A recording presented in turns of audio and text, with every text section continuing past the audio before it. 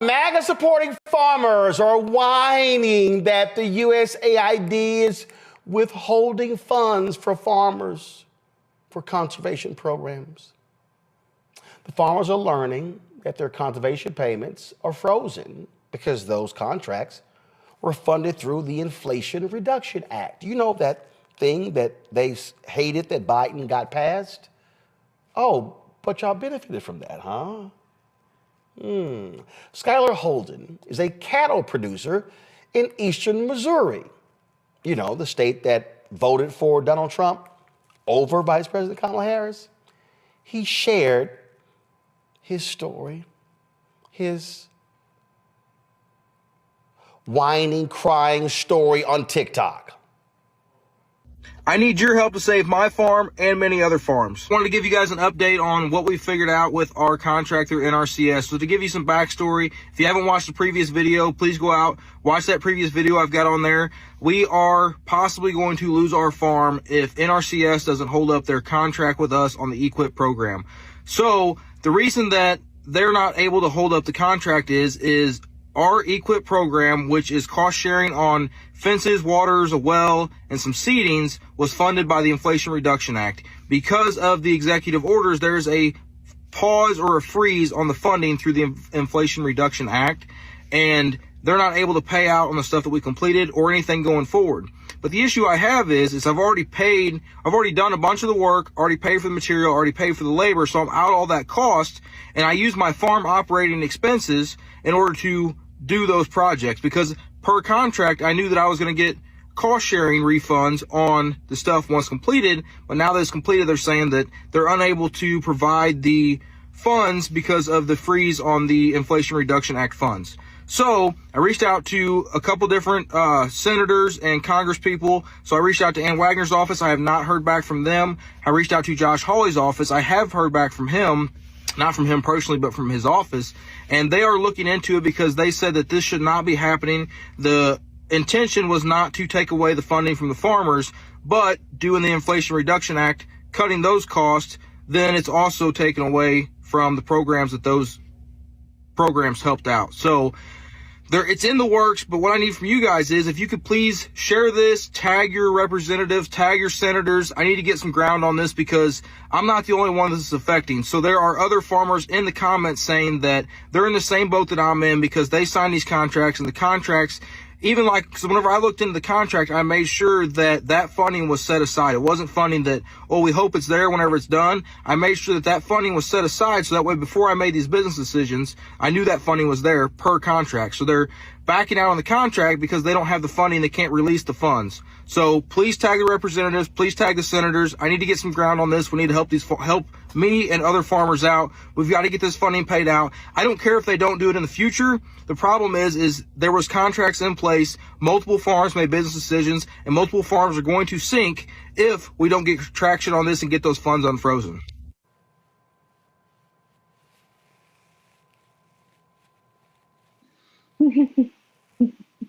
You're wrong for that, Roland. I'm just broken apart that, you know, he did all of this work and he's not getting his money. And I'm just torn apart that, you know, he called his senator, Josh Hawley, to help him out of this, and I guess I'm really sad by this because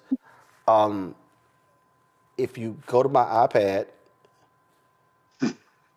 these are the people who voted for and against the Inflation Reduction Act. All Democrats voted for it. All Republicans voted against it. And if I go down here over to the H's, what will you see right there? Hawley, Republican, Missouri, voted No. So the person you're crying to didn't vote for the very program that's funding you right now. This is what happens when y'all F around and find out. So I keep telling y'all, the only thing I have for you is Scarface's No Tears. Tommy, I don't feel sorry for any of these people. Yeah. Will I feel sorry if he loses his farm? No, I won't. Well, listen, I just want to say three things right now. Number one, bro, too long, did not read. Number two, is there a funding freeze on tiny ass violins? And number three, I thought it was really interesting the way all of a sudden he forgot the name of the person who signed all those executive orders with all very passive voice, like these executive orders got signed, and I don't know how that happened.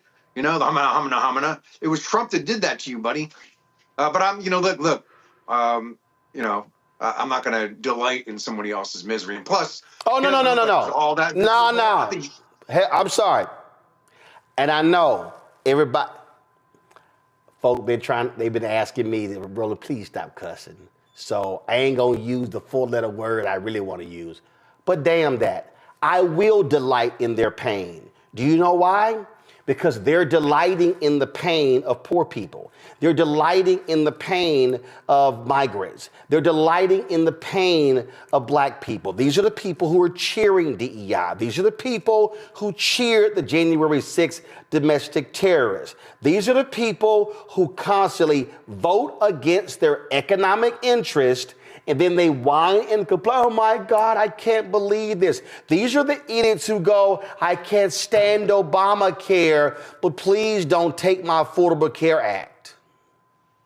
Yeah, no, I mean, look, basically, I just don't want my mom to call me home, for glorying in somebody else's misery. But like, you're absolutely right. My dad won't send me a text shortly saying, keep giving them hell, son. Go ahead, Tommy.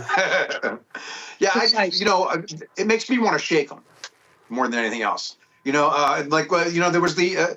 was also been a lot of these headlines about people who literally, there's one lady who was on stage with Trump, and now she's like, oh, I can't believe that he's doing all this deportation. That was a Venezuelan woman. We showed her last week. Yeah. I mean, I don't want to laugh at him, but I want to, like, here's the thing, like they're playing in your face because Trump and his people will say, we didn't hide any of this. We said we were going to do all this. Julian, I'm laughing in their faces. Me too, Roland. Me too. I mean, I'm petty like that. I'm not petty. Well, maybe I am. But these people are getting what they voted for. If they didn't know, he told them what he was going to do. Not only he tell it to them, he also detailed it. He and his minions detailed it in Project 2025. And then he says, oh, no, that has nothing to do with me. Now, look at the blueprint. Look at who he put in charge of OMB. Look at who will be stopping money from moving if they have their way. So, that little man talking about his farm, you know what, you and your farm, too, is how I feel about it. I don't feel sorry. At the end of the day, these are people who revel in deportations. They revel in all the things that are happening bad. And then they didn't understand. We're all intertwined in this country. Bad stuff that happens to black folks is going to happen to you too. If you work for the federal government and you voted for that man, just watch what's going to happen. And we could go down the list and talk about all these things. I know a white lady who lives in my neighborhood who has a disabled child. She voted for that man. And now she asked me, I went outside today for something, and she said, do you think that they're going to cut the funding for disabled children? I said, what do you think? And I said, look, I told you not to talk to me because it never turns out right. I don't try to cuss, but sometimes it just happens, like spontaneous eruption. So the last time the lady said something to me, one of my neighbors, she said, you so cold. I said, just tell her not to talk to me, and we'll have no problems. I'll say hello from across the street. Hi, how you doing? But she's wondering, is disabled child stuff going to be cut? Yes, it's going to be cut, lady. I don't understand what did these people think? He was going to carve out and say, well, we're going to cut this, except for the white people. We're going to cut this. Yes. No, that is what they thought. I'm a Congo. That's literally what they thought. Even these nutcase Latinos, what are you doing? You weren't supposed to take my wife. You're supposed to take them. No, her too. Yeah, I mean, this is the thing. People say this is not what they voted for, blah, blah, blah. This is what they voted for, just not for them. They just thought it was not going to affect them in some way, shape, or form. And what the guy what I saw that proved that point even more when the farmer was talking was he said something towards the end of, after this, they can do whatever. But he was basically like, let those of us who made our money and paid for our equipment already, call them so we can get paid. After that, whatever happens, happens. And again, that shows the selfishness of so many of these individuals who thought that this stuff was not going to come for them. But the other part of this is going to be interesting is that, remember in 2018 when the whole thing happened with the farmers and the soybeans and stuff, and it was all those billions of dollars cut to save for them, many of those farmers, rather than blaming Trump, they looked at him as their savior.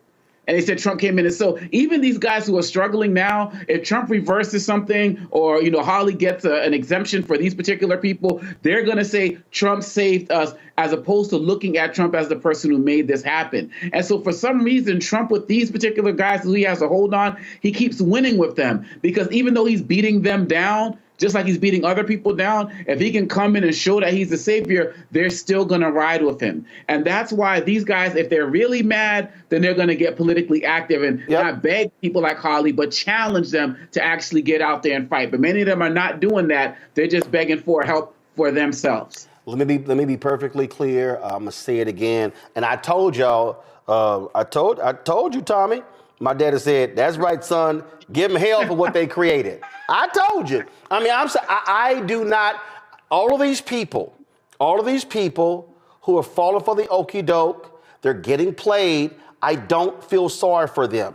I understand pain, but my deal is, we told you for a year we told you for 3 years what Project 2025 was. We told you, and they told you what they were going to do. But these people, they effed around and they found that, and now they're finding out, and hashtag we tried to tell you. Hello, I'm Isaac Hayes III, founder and CEO of Fanbase. And right now we're accepting investors in our $17 million round to revolutionize the future of social media. Today, for just $399, you can own 60 shares of stock in Fanbase at $665 a share. Go to startengine.com/fanbase and invest today. While the big platforms have grown too massive and disconnected from their users, Fanbase is building a platform where creators and users truly come first. We've already raised $8.6 million from everyday investors who believe in this vision, and now you can join them. This is your chance to invest in a social media tech company with over 1 million users that is disrupting media by allowing anyone to reach all of their following and monetize their content from day one. The market is changing, big platforms are failing to serve their users, and Fanbase is stepping up to fill the gap. Don't wait until it's too late. Invest now. Invest for yourself and your future. Go to startengine.com/fanbase and own the future of social media.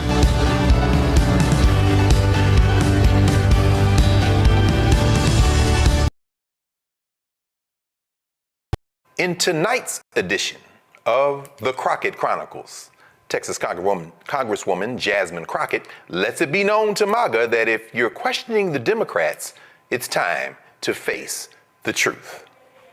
Thank you, Mr. Chair. And just in case I go over, I just wanted to note that the previous speaker went over by a minute.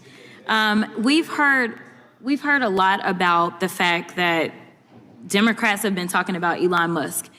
And let me give you a news alert. We're not going to stop talking about him. We're going to keep talking about him until he is out of here. Now, if he wants to be elected or appointed and confirmed to something, then so be it. But as of right now, we have somebody that for whatever reason, I don't know if y'all just trying to play in our face because you think we're stupid, or if you literally just cannot see the difference in a George Soros and a Bill Gates. But let me give you a little bit of the difference. Number one, George Soros nor Bill Gates ever somehow decided to turn off the spigot of money that was going through to various organizations and agencies to the extent that it had actually been ordered by law that they should have access to it, to the extent that people are dying. There are people that have died as a result of this antic, and there are now farmers that are screaming that they may lose their family farms because we have over $500 million worth of food that is sitting and not going anywhere because of the attempt to shut down USAID. So let me tell you, that is the big difference between the two of them.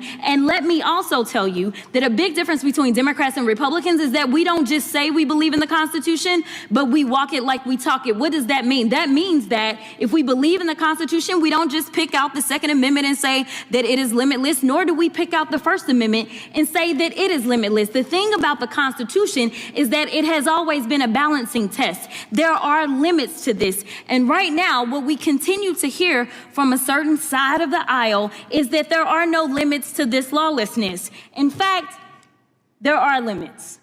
And I can tell you that one of those limits typically is around hate crimes. You may or may not know that when it comes down to it, if somebody decides that they want to send something hateful in, say, the U.S. mail, they can actually go to prison for that, up to 5 years in prison. So yes, there are always going to be limits. So when we start to talk about Trump and him being pulled down on any platform, this just happened to be after he incited an insurrection. This just happened to be after, in a bipartisan way, this particular chamber decided that they were going to impeach him. So there was something a little different about what he did, because as we know, it led to people actually dying. But let's talk about who's doing the nefarious things with the tech giants. Because I don't think that one side of the aisle is promoting truth, but sometimes it may seem a little treasonous. All right, so we've got this article right here about this guy. Meta says it will end its fact-checking program on social media posts. I'll talk about that a little bit later. Then we have Washington Post says it will not endorse a candidate for president. We also know that actually they absolutely intended to endorse Kamala Harris. We have this one. Google Maps now show Gulf of America instead of Gulf of Mexico for app users in the United States, which is a complete farce because it's the Gulf of Mexico. It always has been. And we know that the AP got kicked out yesterday because they refused to buy into this lie, because that's all y'all really want to promote is lies. That's the big issue that we have. Elon Musk boosted false USAID conspiracy theories to shut down global aid. Now, while he was boosting those lies about USAID and he was stopping money going for, say, things such as Head Start, somehow the only money that didn't stop was the money to him and his organization. Now, I don't know how you can have him be the watchdog as well as the guy that is literally living off of the government. If we want to talk about government welfare, it looks like Elon Musk, because it's my understanding that just on yesterday, a new contract was approved for approximately $300 million for Elon Musk. So listen, I just want y'all to be honest. You want to sit here, you want to lie, because so often we hear, well, you know, yeah, we did lie. In fact, he admitted that he lied when he was in the Oval Office yesterday. But if it's a lie that will get you into office, such as saying, I know nothing about Project 2025, yet on day one, you literally do everything that you can to implement it, including making sure that you put, say, one of the main architects of Project 2025 over the OMB, it's okay, so long as you get the power that you seek. The problem is that the game is going to be on the American people. And when I say the American people, I mean all of us. Unfortunately, I am also stuck in the twilight zone because of the lies that were allowed to be propagated. Just like when you're talking about vaccines and all this nonsense. Right now in my state of Texas, there is an outbreak of measles. And what they are finding is that because there's been so much disinformation about vaccines, that kids are sick right now with measles that they did not have to have if they just trusted doctors and experts instead of randoms online. So I will end by saying this, Mr. Chairman, because I know we believe in Jesus in this chamber. In John 8:32, it says, the truth shall set you free. So maybe we should focus on a little bit of truth in this chamber. My goodness, Jasmine Crockett has been speaking truth to power. Dr. Avis, from where you sit, obviously Jasmine Crockett is establishing a standard in terms of how this foolishness needs to be pushed back. What's your assessment of what Democrats have been doing so far? Because we don't seem to see that type of fire. I mean, there obviously are exceptions, but what's your assessment of what Democrats are doing up to now in the federal legislature, and what do you think they should be doing? How unfiltered am I allowed to be? Now, you hear from the founding, Doc. You already know what this is. We're 2 blocks from the White House, so I don't know if they come busting up in here, knuck if you buck, but I'm just saying. Go ahead. Now, here is the thing. I understand that there is, they are at a numeric disadvantage. So I understand about the practicalities of what they can and cannot do with regards to asserting power over the situation. However, I have been beyond disappointed in seeing the relative silence out of them for weeks. And let me just also say this. I don't understand why not one member of the Congressional Black Caucus has said shit about the fact that we have lost 60 years of civil rights infrastructure on his first day in office. And it is now legal to discriminate in hiring and federal contracting throughout the federal government and with every private company that does business with the federal government. So I want people to understand that now you might as well be living again in Jim Crow, because this is Jim Crow era legal realities that we're operating under right now as Black people in America. And where are our leaders? I hear crickets. I hear crickets. And I appreciate what Representative Crockett is doing, like the energy that she's bringing to this. Yes. But I'm still pissed that it took weeks for them to sort of get the memo that they need to do something except just being, in essence, these very timid questioners as people are being approved. And I'm still waiting for someone to express outrage, for someone to really understand and articulate to the American people what it means when he rescinded Executive Order 11246. I think that it is derelict of duty for those people who claim to be leaders. And let me just also say, and I'll stop here, not just elected leaders, but those who claim to be leaders in our community. Where are you? Where are you now? That's right. Why are you so silent? That's right. Why are you muzzled? Who is really pulling the strings? Yes. What is going on here? Because I understand the gravity of this moment. I'm outraged. I'm pissed. I'm doing what I can do as a private citizen, specifically with regards to trying to help give direction to business owners who have been sorely impacted by this as we speak. But those people who are elected to office in heavily Black districts, and seeing the rights of Black people being ripped away right in front of their eyes, the silence is deafening. And I just want to finally say, this needs to be rectified, or there needs to be some different choices made when primary season comes. Because I believe that if we're going to have leaders, we need to have leaders. We don't need to have seat fillers. We need to have leaders. I know that's right. And we are at this moment I'm completely underwhelmed, and that's putting it very lightly, with regards to my assessment of the reaction that has been provided, or rather the non-reaction, to the ripping array of rights that our people fought and died for. Yes. It's just really insulting to me at a base level as someone who understands what's happened. And I know they understand it.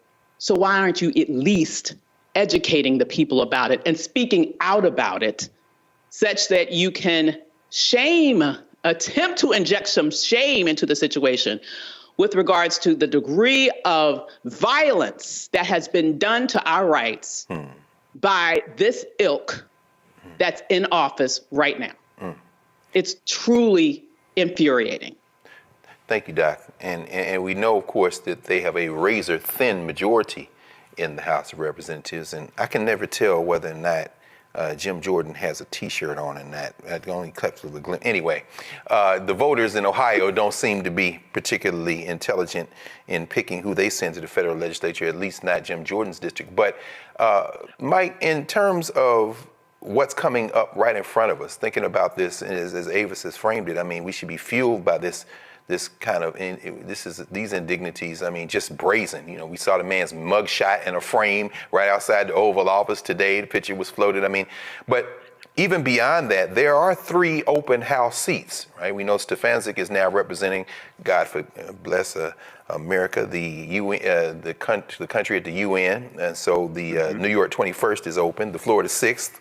Mike Waltz, and of course, Matt Gaetz, who thought he was going to be Attorney General, so he resigned his seat in the Florida 1st.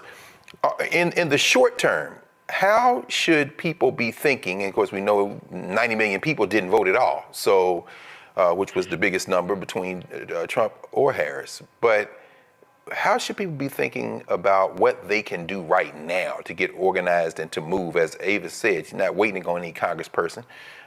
You know, we're going to do what we can. And are those 3 seats in play? The media will tell us that they're in blood red districts, but what's your opinion?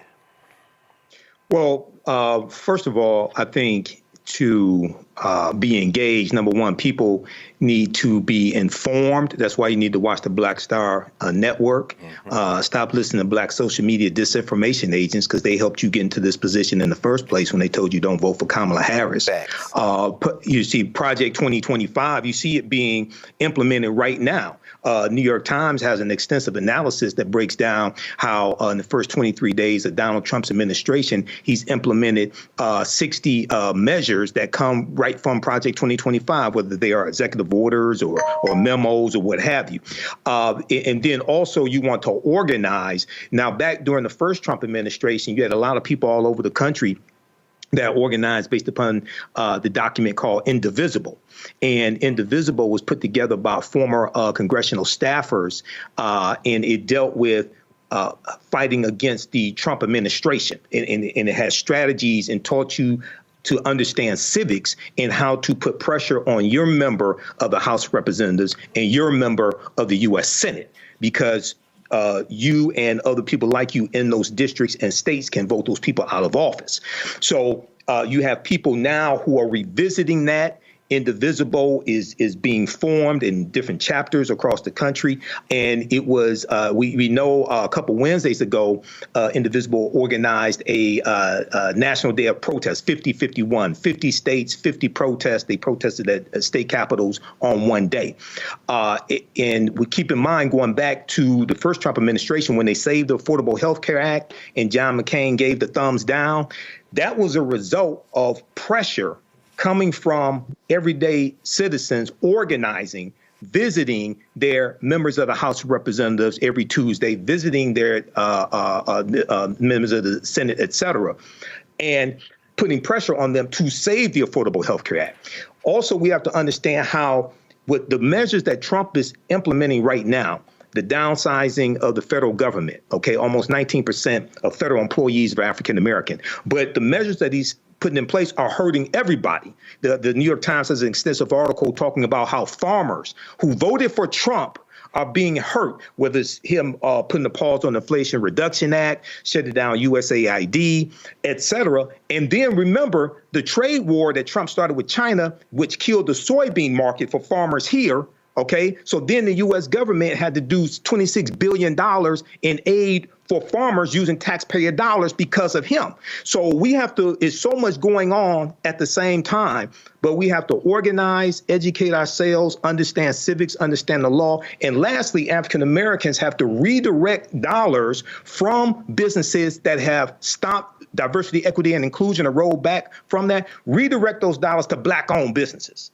Because a lot of times people are like, there's a campaign to don't spend any money on February 28th. That's the last day of Black History Month. You should be spending money with Black-owned businesses. See, we still haven't figured this out. Yeah. We only deal with giving white people our money or taking it away, but we don't have enough self-respect to redirect that energy to spend our dollars with Black-owned businesses so that they can grow economically and employ more African Americans. So we talk about redistribute, redirect, and renegotiate. Redistribute the pain through targeted economic withdrawal strategies, renegotiate our relationship with corporate America for more supplier contracts, et cetera, and redirect our dollars to African American-owned businesses. This is what we have to do in 2025. Indeed, and we have experience with all of those, so it shouldn't be too difficult once, I guess, we feel enough pain. Well, that's why we have to study the history. No question. There's no question about it, brother.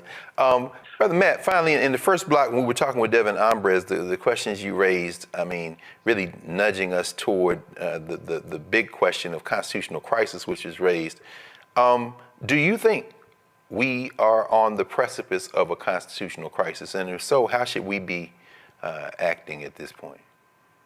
So, yes, Doc, and I appreciate that question. I had lunch with a couple lawyers and we were talking about it. And what's interesting that a lot of people don't realize, I'm sure you and Michael and Dr. Avis know, is the Supreme Court has never truly been a co-equal branch until like the modern era, essentially. When the country was founded, they were kind of the redheaded stepchild, if you will, of the branches. And it's interesting that they are having an outsized significance these days, considering in the history of this country, they have not. I tell you all of that to say, what concerns me is the big issue is the courts are responsive, but they're not something that reacts in real time. So what I've been racking my brain on is what do we do right now? Because lawsuits and everything are fine, but Elon Musk is looting the government today. That's right. And until I get in front of a judge and I get a judge to give me an order and I get them to adhere to that order, there's all kinds of damage being done. So yes, I think we're at a constitutional crisis now. But the question that I keep asking myself and that I don't have an answer for you on is what do we do real time? Because the problem is right now, maybe down the road, the Senate confirms Elon Musk, but there is so much damage done between today and that day, right? And what you do in real time, I don't know. I don't know whether it's some of the strategies that Michael mentioned, but I do know, and some of the things that Dr. Avis mentioned, I do know that what's not going to work is what we thought would work, what used to work.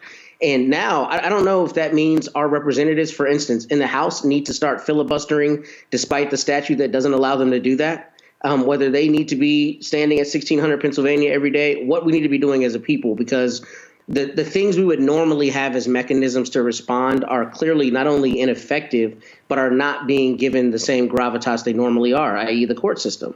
And I don't know where that leaves us, but I do know that I think it has to be more radical action than thoughts and prayers and thought pieces and long social media posts. That's not going to get us there. And I don't know what the answer is in real time, but I'm trying to find that answer myself. No question. We should reach out and find out, talk to Cliff and Latosha and the folks at Black Voters Matter, because right now the Republicans have a 218, 215 advantage in the federal legislature. Those 3 seats are open. So as I said before, the Florida 6th, the New York 21st, and the Florida 1st. And you can't tell me there aren't enough people in all 3 of those districts to flip those seats. And we might be able to make short work of this in the near future, because they're going to have special elections. But that would require a hell of a lot of work. And of course, we've done that kind of work before. We can do it again. Hello, I'm Isaac Hayes III, founder and CEO of Fanbase. And right now, we're accepting investors in our $17 million round to revolutionize the future of social media. Today, for just $399, you can own 60 shares of stock in Fanbase at $665 a share. Go to startengine.com/fanbase and invest today. While the big platforms have grown too massive and disconnected from their users, Fanbase is building a platform where creators and users truly come first. We've already raised $4.8 million from everyday investors who believe in this vision, and now you can join them. This is your chance to invest in a social media tech company with over 1 million users that is disrupting media by allowing anyone to reach all of their following and monetize their content from day one. The market is changing, big platforms are failing to serve their users, and Fanbase is stepping up to fill the gap. Don't wait until it's too late. Invest now. Invest for yourself and your future. Go to startengine.com/fanbase and own the future of social media.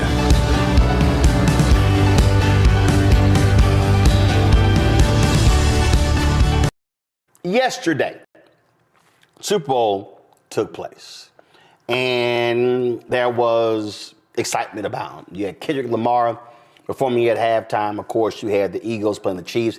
I called it. Congratulations on the Eagles, Jalen Hurts, that amazing defense winning the Super Bowl. Then you had John Baptiste singing the national anthem. You had, of course, Lettucey singing the national anthem. And folk are always whining and complaining. And so here's my boy, Armstrong Williams.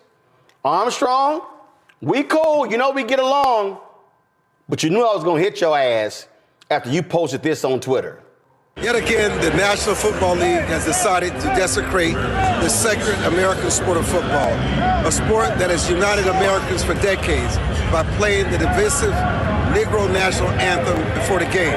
Now look, I certainly have no problem with there being a Black American National Anthem, but there's a time and place for everything, and the Super Bowl is not the time nor the place.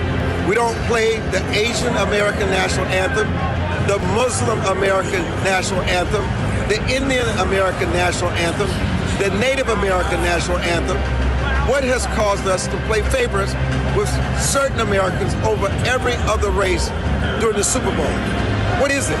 The point is, the moment you start playing favorites, you inevitably exclude everyone else, everyone.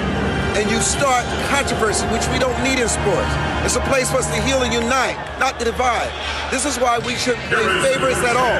It's why we should sing only the United States National Anthem, an anthem made for all Americans that includes everybody, regardless of race, color, or creed, because that is what people don't seem to understand. Yes, America has had a marred past with racial injustice, just as every other country has. But our national anthem has always stood for one thing and one thing only. Not white Americans, not Black Americans, but Americans. No matter who you are, no matter where you come from, the national anthem is your anthem. And when that beautiful song is sung, it's sung for every American, everywhere. I'm Armstrong Williams, live from Super Bowl 59.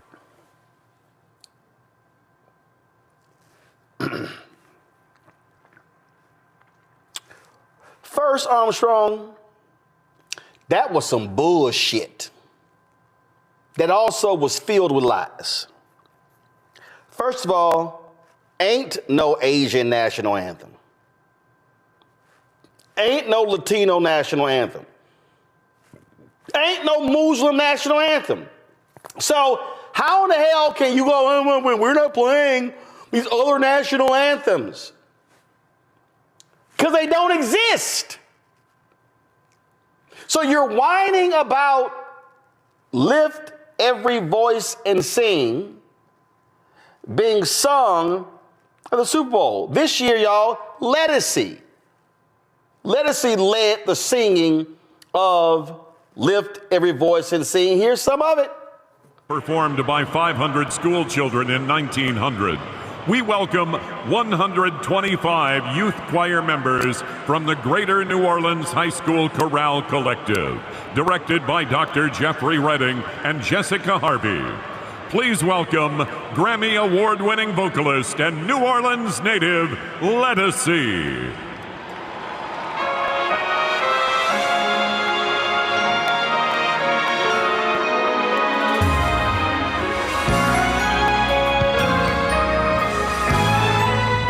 So, Lettucey in that choir, singing, lift every voice and sing the Negro National Anthem.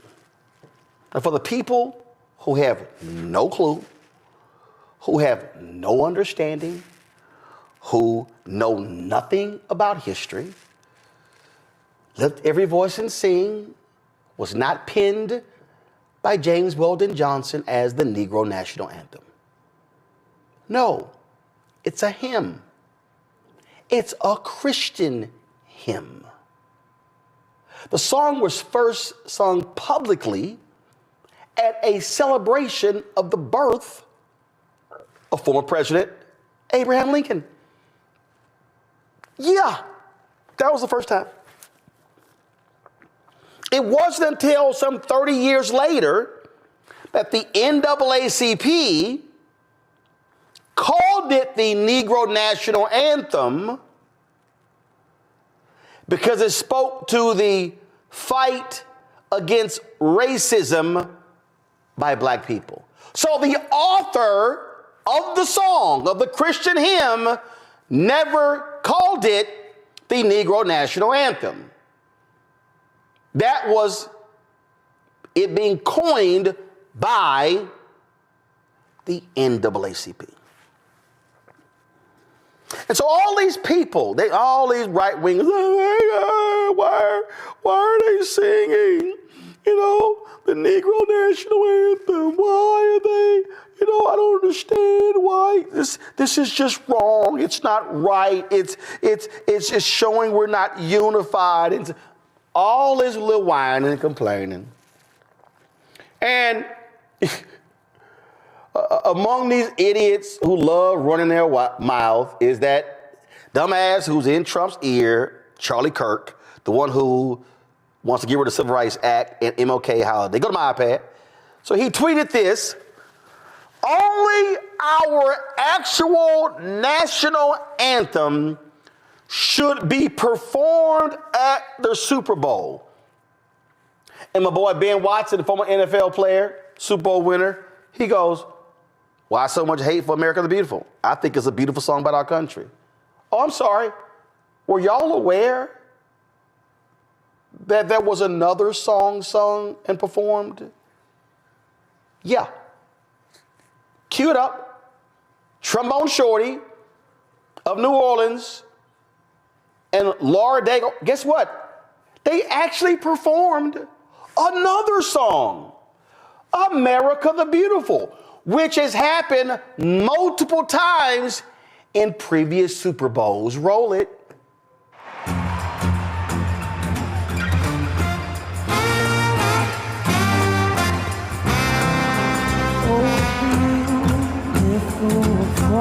Spacious skies and the way for mountain majesty. Wow! Oh my God! It's another song. What shall we do? The world is ending. We literally did a second song, not the Star Spangled Banner, not the National Anthem. We did America the Beautiful. So, that's it. That's sacrilegious. There's no song that should be sung other than the Star Spangled Banner. And then they complain about that. Oh my God, I didn't like this. John Baptiste, New Orleans, Grammy Award winner, amazing artist. He did the National Anthem. Go. Can you see by the dawn's early light what so proudly we hailed at the twilight's last gleam? Broad stripes and bright stars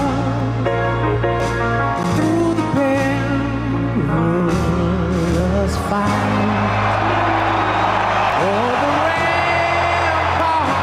Oh my goodness! There was also some booing when they showed that idiot.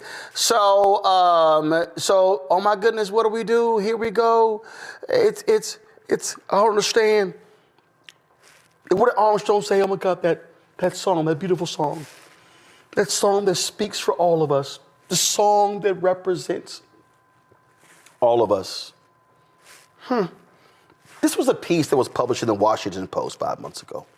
The ugly reason the Star Spangled Banner didn't become our national anthem for a century. Oh my goodness, what did I just say? Yeah, y'all, when the Star Spangled Banner was written, it did not become the nation's anthem until a century later. I don't understand. I mean, this song was written in September of 1814. Francis Scott Key in Baltimore wrote this song, and he as you see right here, he overheard plans for a surprise attack on Baltimore. He witnessed this, and so he was then moved to write this song. And, oh, I'm sorry, who was Francis Scott Key? Francis Scott Key was a slaveholder, like many of the founding fathers. Francis Scott Key also was an anti-abolitionist. He did not want to see people of African descent to be free. So he penned the Star Spangled Banner. And, you know, we sing it. The problem is we don't sing the full song. And we don't sing the full song because that third stanza is problematic. Because the third stanza talks about slaves and the British. Please show it. So the third stanza, and where is that band who so vauntingly swore that the havoc of war and the battle's confusion, a home and a country should leave us no more. Their blood has washed out their foul footsteps pollution. No refuge could save the hireling and slave from the terror of fight or the gloom of the grave. And the Star-Spangled Banner in triumph doth wave over the land and of the free and the home and the brave. He writes about those slaves. Go to my iPad. These lyrics are a clear reference to the colonial Marines, according to Jefferson Morley, author of Snowstorm in August, Washington City, Francis Scott Key, and the Forgotten Race Riot of 1835. Quote, they are clearly meant to scorn and threaten the African Americans who took the British up on their offer, he wrote in a recent essay for the Washington Post. Key surely knew about the colonial Marines, and it's even possible he saw them among the contingent of British ships that sailed into the Baltimore harbor. Because you see, there were people who were enslaved people of African descent, who the British said, if you fight for us, we win, we will give you your freedom. And black folk, they say, oh, we will take up arms and we're not trying to be enslaved. And so Francis Scott Key was not happy to see them fighting for the British. The other reason it was dropped because in World War I and II, the British became our allies. And so therefore, they did not want that to be seen as a point of contention. That's the history of the Star-Spangled Banner. So Armstrong, you're full of shit by saying, oh my God, it's a song that brings us together and all. You're wrong. The actual song doesn't. The actual song was written by a slaveholder. The actual songwriter, see again, I'm juxtaposing two different songs. James Weldon Johnson writes a Christian hymn. Slaveholder Francis Scott Key writes a song that praises the slaveholders, that praises them in their fight for the British, and degrades the enslaved people of African descent for fighting with the Brits. So actually, Armstrong, if I am to compare two songs that really represent America, represents Americans, that represents unity, then I probably will say, if I am comparing the history of these two songs, the songwriters of these two songs, then I probably will say that Lift Every Voice and Sing is much higher and more representative of unity of the people of this country. So maybe, Armstrong, instead of bitching about the song and fanning the flames of your right-wing conservative followers, maybe what you should do is show them this video. Maybe what you should do is offer them some education. Maybe what you should do is teach them what real American history. But maybe the problem is because MAGA and the right wing desperately wants to remove certain books out of classrooms. MAGA and the right wing and the Republicans don't want their white kids and their followers to be taught all of these proper and correct things about American history. Maybe because what they want them to do is they want them to maintain a level of ignorance, so they walk around thinking that this song is all about unity and we're together, when in fact that is not what the Star Spangled Banner was about. Because I also thought that you conservatives, when it came to the Constitution, were original constructionists, that you were originalists, that you wanted to really study and you believed in the original intent of the framers' words, not how they were interpreted, but the original intent. So therefore, Armstrong and all of you MAGA, right-wing, conservative, Republicans, ideologues, if I choose to be a constructionalist and an originalist when it comes to the text, then if I study the Star Spangled Banner, I see how deeply rooted it is in slavery and evil. But if I study that Christian hymn of James Weldon Johnson, what I will see is a song that was written from a place of Christian unity. So forgive me if y'all are so bothered and sensitive to the song Lift Every Voice and Sing, also known as the Negro National Anthem, being sung at the Super Bowl, and in the words of Della Reese from Harlem Nights, kiss my entire ass. We'll close it out with my panel. Congo, you first.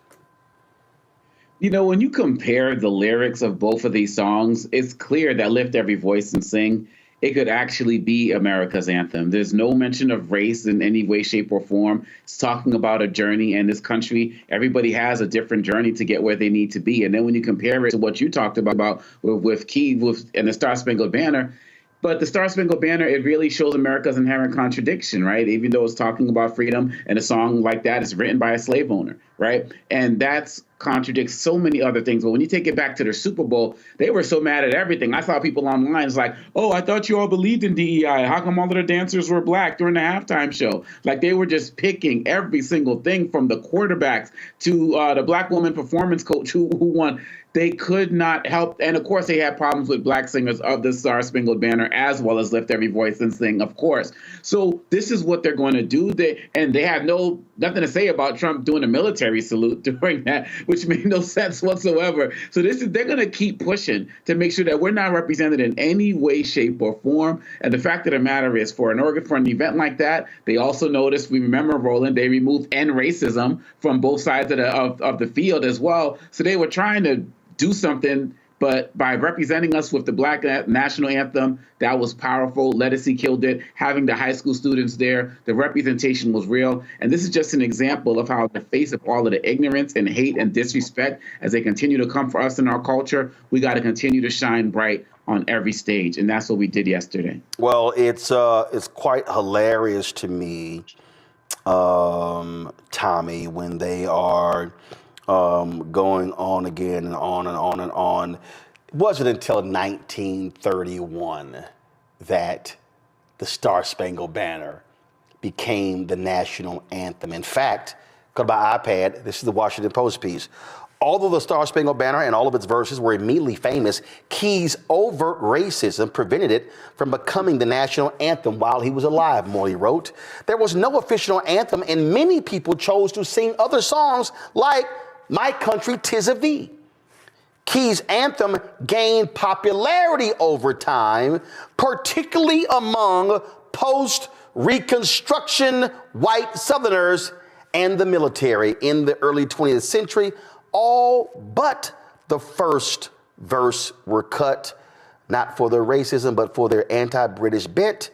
The United Kingdom was by then an ally. Yeah, Roland. Well, you know, that's what happens when you buy the 45 instead of the 12-inch. Yeah, you know, but listen, seriously, though, with all due, you know, in all fairness to Armstrong Williams, you know, they could have had somebody sing Sweet Caroline for the white people, and they didn't. And that was hurtful. But no, you know, I was watching that Super Bowl last night, and, you know, there was like, I was looking at Twitter, and, you know, as my daughter would say, the white people were pressed. And I was watching, especially the halftime show, and, you know, about a minute in, I noticed there was not a single white performer on stage, anywhere to be seen through that whole halftime show. But I noticed that because it made me think of how far we've come, that, you know, when I was coming up, you know, there was a Public Enemy song where they bragged about Doug Williams and getting to have a black quarterback. And look where we are now. So, you know, if anything, you know, we have come a long way, but we also haven't, you know. The more you think that something's changed, the more somebody comes around like Charlie Kirk or Armstrong Williams to remind you that no, you know, there's always going to be a backlash or a white lash, as they say. Well, again, I just think it's hilarious, Julian, that all they do is sit here and whine and complain and do all of these things when the history is very clear, but their desire is to whitewash the history because they don't want Americans to know the true history. Well, this movement, this anti-DEI movement, this anti-blackness, it's about erasure. They want to make sure that people don't know what our contributions are. And so it's really important that we continue to put them out there, as Alma Congo said, to put them out there and to have us shine in every way. I just, getting rid of the end racism sign is a step backward, but singing the Negro National Anthem, one of my favorite songs in the world, is a leap forward. And frankly, white America, y'all need to learn it too. And as it could be our national anthem. We end, the last verse of Lift Every Voice ends with true to our God, true to our native land. How can you argue about that? There's nothing whatsoever to argue about. So what we're really looking at is a bunch of folks who are just stewing in their misery. Just sit back, enjoy the game, and shut up. And just shut up. It's and Armstrong, please, that little whatever he put out there, you know, we all know Armstrong. We all like Armstrong. He's a good guy at some level. But at some level, he sings off the hymn book of nonsense. As you said earlier, Roland, when you started talking about this, there's no Asian American anthem or any other anthem. And the reason why the Negro National Anthem is so important is because of the marginalization of Black people. That song has taken us through so much. We have come over the ways where tears have been watered. We have come walking ahead through the blood of the slaughtered. I mean, come on. That really does speak to not only our experience in these United States, the experience of many others. These people are, I mean, they're children. They're whiners, and they could, like I said, sit back, enjoy the game, enjoy the music, enjoy the song, and go to work tomorrow if you still have a job, because if you work for the federal government with the orange man inside, you might not. So enjoy and embrace the Super Bowl for what it is. It's a national diversion. Enjoy it. I don't understand the pettiness. I don't understand the smallness. But what I do understand is that it's resistance. And that song is about resistance. It is absolutely about resistance. And that's what we're going to be doing for the next 4 years while we have, a sociopath and an oligarch in the house that enslaved people built, the descendants of enslaved people. When we sing it together in our things, some of us after third verse, we lift our fists, and that's what I'm doing now. Well, and just in case people don't understand, James Weldon Johnson wrote Lift Every Voice and Sing to honor Booker T. Washington. In 1917, the NAACP often began to refer it as the Negro National Anthem, and that was 14 years before Congress actually made it the national anthem. So for Armstrong and the right wing and all of you, it was called the Negro National Anthem before there ever was a national anthem. So again, y'all are following black people. Hello, I'm Isaac Hayes III, founder and CEO of Fanbase. And right now we're accepting investors in our $17 million round to revolutionize the future of social media. Today, for just $399, you can own 60 shares of stock in Fanbase at $665 a share. Go to startengine.com/fanbase and invest today. While the big platforms have grown too massive and disconnected from their users, Fanbase is building a platform where creators and users truly come first. We've already raised $8.6 million from everyday investors who believe in this vision, and now you can join them. This is your chance to invest in a social media tech company with over 1 million users that is disrupting media by allowing anyone to reach all of their following and monetize their content from day one. The market is changing, big platforms are failing to serve their users, and Fanbase is stepping up to fill the gap. Don't wait until it's too late. Invest now. Invest for yourself and your future. Go to startengine.com/fanbase and own the future of social media.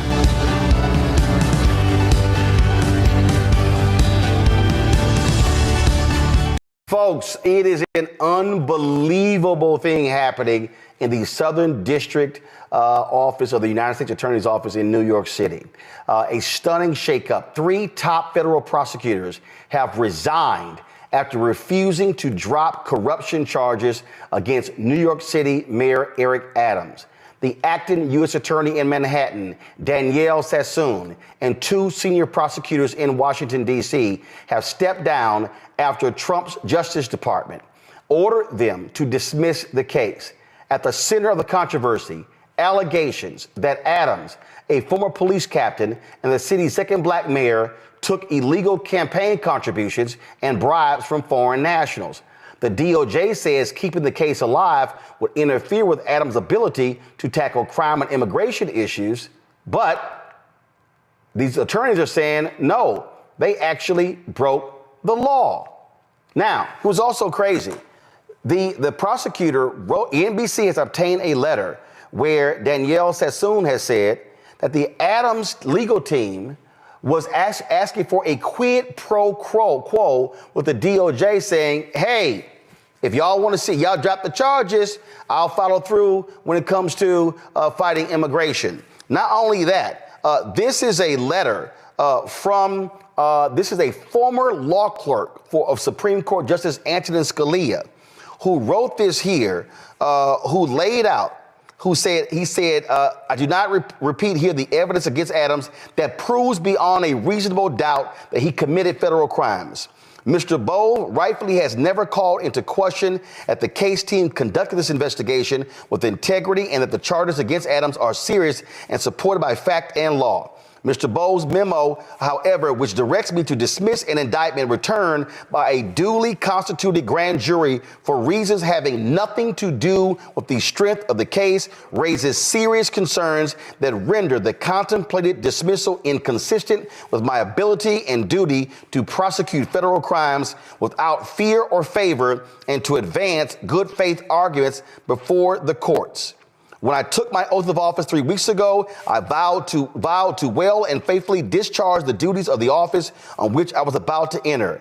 In carrying out that responsibility, I am guided by, among other things, the principles of federal prosecution set forth in the Justice Manual and your recent memoranda instructing attorneys for the Department of Justice to make only good faith arguments and not to use the criminal enforcement authority of the United States to achieve political objectives or other improper aims. This is what he lays out to Attorney General Pam Bondi. Folks, it is unbelievable what is happening there. And joining us right now, former Maryland State's Attorney, former federal prosecutor, and now Congressman Glenn Ivey. Congressman Ivey, glad to have you here. Have you ever seen, I think the only thing that's comparable to what's happening here is when you had the actions taken by Richard Nixon against the Attorney General, and you had other attorneys saying, I'm not going to follow through with your orders.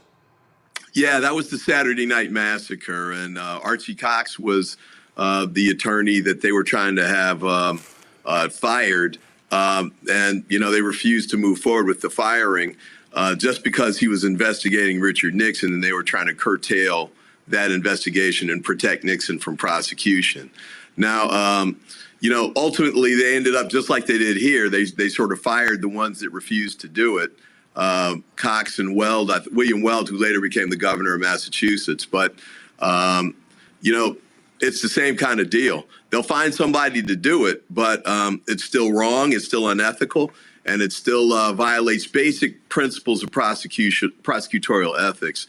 The attorney here, I thought, did the right thing. She did it the right way. She submitted something in writing, raising her concerns about it. But as you pointed out, this was not a decision that, Beauvais and Bondi were making on the merits. This was just based on they want to try and essentially reward Eric Adams, apparently, for him taking a position that was positive with respect to immigration during the campaign and the presidential campaign cycle. And as Hakeem Jeffries has suggested, the fact that they dismissed it but without prejudice, which means they could bring it back later, means they can hold this over Eric Adams' head as long as he's in office. And basically, as Hakeem said, keep him on a short leash and make sure he continues to do the things that the Biden administration, the Trump administration wants him to do. This right here, this is what she wrote. Rather than be rewarded, Adams' advocacy should be called out for what it is, an improper offer of immigration enforcement assistance in exchange for a dismissal of his case. She says, she lays it out right here. Yeah, absolutely. And it's an improper thing to do because, if you're going to drop a case of this magnitude, you bring federal charges against the mayor of New York City. That means this very serious case is gone through all of the channels at the Department of Justice. They're at the U.S. Attorney's Office in Manhattan, but also up to Maine Justice, where the former Attorney General, I'm sure, reviewed this case before it was decided upon. And they decided to go forward based on the merits. There's a sufficient evidence to prove guilt beyond a reasonable doubt, as she states in her letter there. And in fact, they were about to bring a superseding indictment. Yeah, they were about to hit it with another indictment. Yeah, they're going to add charges because they found new evidence that indicated additional criminal charges should be brought. They were about to do a superseding indictment. Instead of going in that direction, though, the Trump administration reversed course totally and told him to throw the case out. Not all the way. So you got to keep it over his head, but enough so that the federal charges don't go forward now unless he carries out the immigration policies that they want. For the people who are at home, explain what a superseding indictment is. Superseding indictment, when a case first goes to a grand jury, the prosecutor presents evidence and asks the grand jury to return charges on particular criminal counts. And let's say they bring, 4 or 5 counts. And that indictment is returned. That means it's presented in court so the defendant knows what the charges are. And then the case begins moving forward in public. As the case goes forward, if prosecutors find new information or new evidence that more crimes were committed, they can add more charges. And they bring a second indictment, or called the superseding indictment, which adds the new charges to the old charges. So in this instance, it looks like what happened was the prosecutors in Manhattan found more evidence of more criminal conduct, or they found evidence that sufficiently bolstered charges that they thought about bringing before but didn't think were strong enough yet. But they found strong enough evidence to add more charges to prove guilt beyond a reasonable doubt against the mayor of New York City. And that's why they were seeking a superseding indictment. So what was crazy here, they found additional charges of him ordering people to destroy evidence. They have all of this, and go to my iPad again. The acting deputy attorney general, Emil Bove, sends a letter saying, hey, drop the charges. And these U.S. attorneys are like, wait a minute, we literally have a judge. I mean, like, what are you doing? How are you in D.C. making this call when we're sitting here with the information? What the hell is going on? This is, then of course, when he was asked about it in the Oval Office, Trump goes, I know anything about it. No, this is, Eric Adams has been trying to suck up to Donald Trump since Election Day to do this very thing right here. And these attorneys, multiple attorneys, have now quit, saying what the hell y'all doing in D.C. is just wrong and corrupt. Yeah, that's right. And, you know, this was an effort that Adams' lawyers had been working with the Trump administration apparently for some time to try and get this kind of an outcome so that he could avoid criminal prosecution, at least to get through his election, apparently. But I'm sure he's hoping that if he continues to work with them and do what they want him to do on immigration and other things, they just won't bring the charges again. So, you know, we'll have to see how it plays out. But I thought these prosecutors who took a stand and resigned, I thought, you know, it was really profiles in courage. You know, these are young attorneys. She's 38. She's come a long way. She's a Yale Law School grad. As you pointed out, she was a Scalia clerk. Federalist Society. So that means she's conservative. This is not some, you know, wild-eyed liberal, you know, trying to buck the Trump administration. She's one of those ones they're grooming for higher things. But she decided to give that up potentially and take a stand on this in a principled way. I mean, what's crazy is she actually said, stay with the shot here. She says, Mr. Bowles admonished a member of my team who took notes during that meeting and directed the collection of those notes at the meeting's conclusion.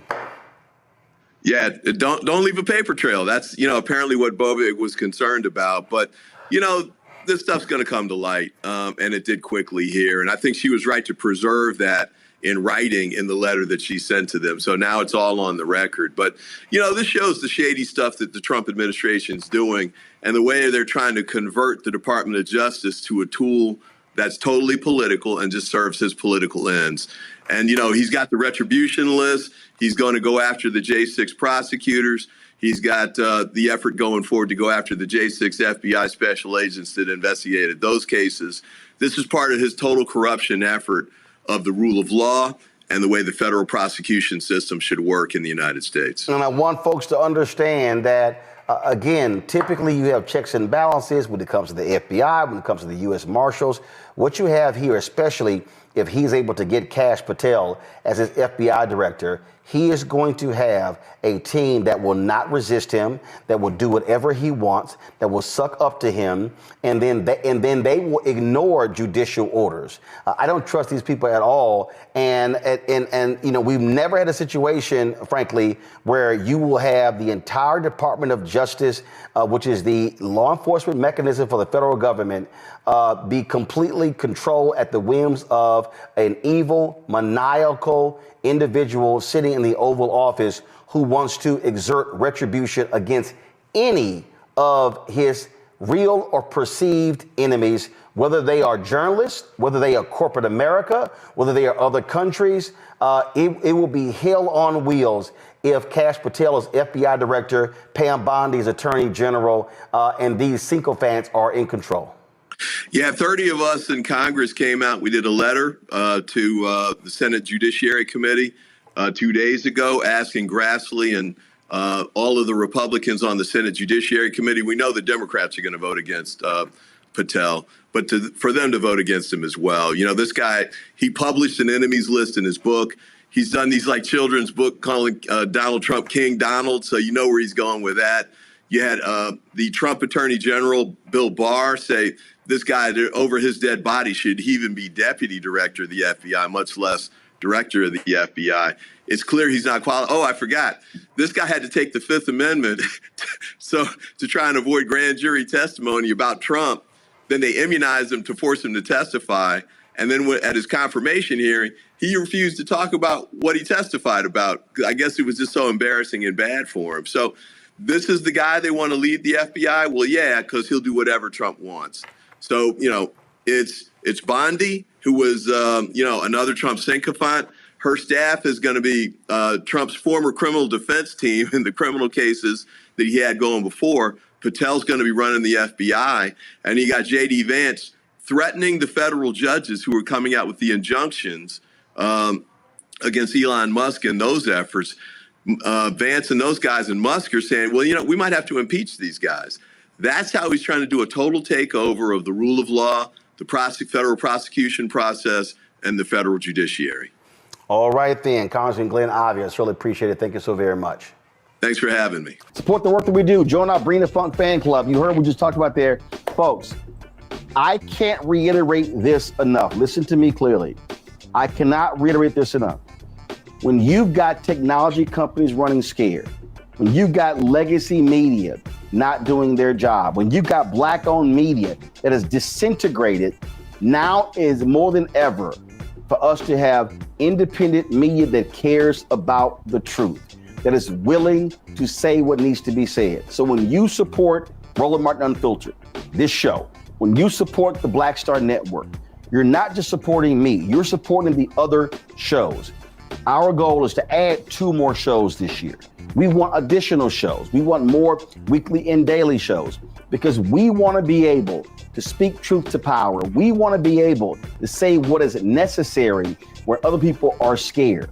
And when you are scared, when you're looking over your shoulder, oh my God, that advertising contract is not going to come in. Well, guess what? A lot of these major ad agencies, they're not even supporting us anyway. You know, in 6 years of doing this show, Group M hasn't done a damn thing with us. Publicis hasn't done anything with us.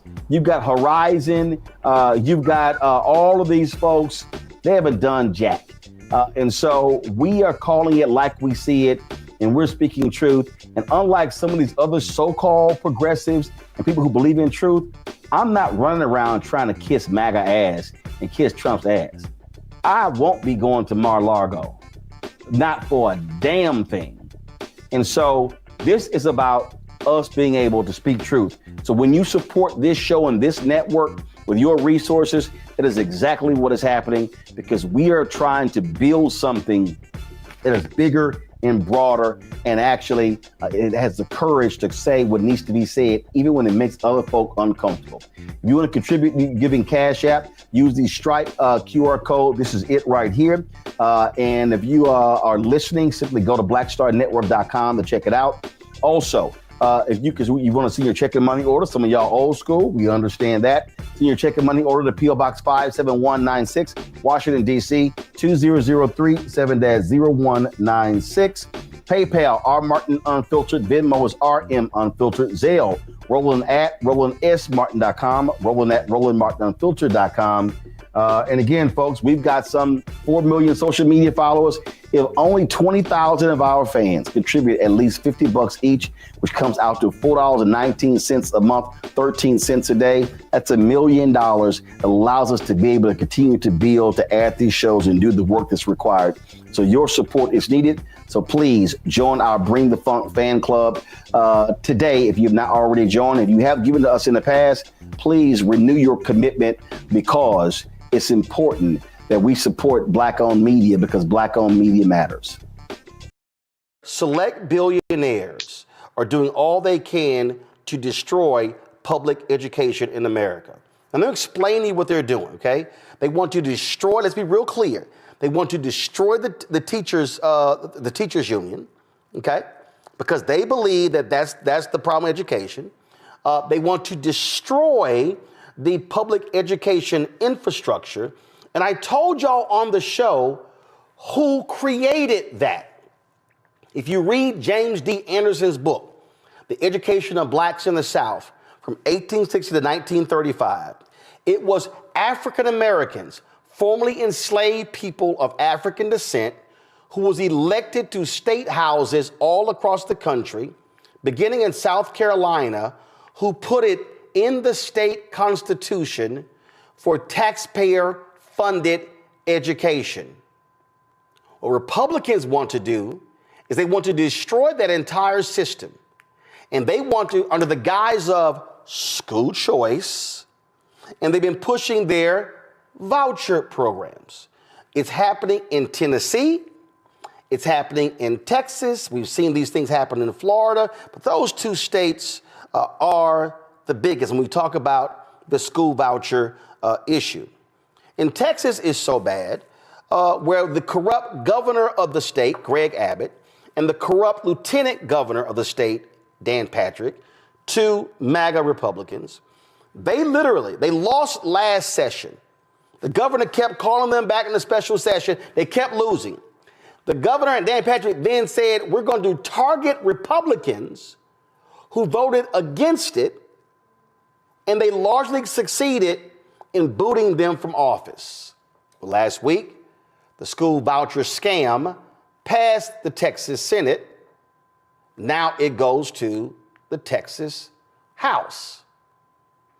Former San Antonio teacher and current Texas State Representative James Tallarico, he's making headlines all across the state and on social media for calling school vouchers welfare for the wealthy. Listen to this. Greg Abbott is selling this private school voucher scam by calling it school choice. But it's not school choice. It's the school's choice, because private schools can deny admission to any kid for any reason they want. So how is it choice when the private school has all the power? How is it choice when a majority of counties in the state of Texas don't have a single private school in them? How is it choice when private schools don't have to provide transportation or special education services? And how is it choice when the voucher doesn't even cover the full cost at most private schools in Texas? If you gave my former students on the west side of San Antonio a $10,000 voucher, there's still no way they could afford a $20,000 a year private school. But here's the catch.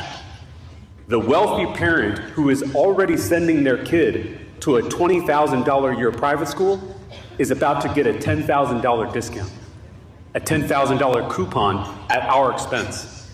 Vouchers are welfare for the wealthy. And by taking money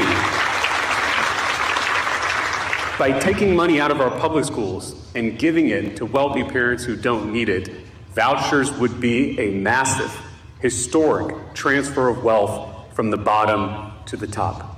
And the last thing I'll say, there are a lot of self-proclaimed Christians pushing these voucher scams.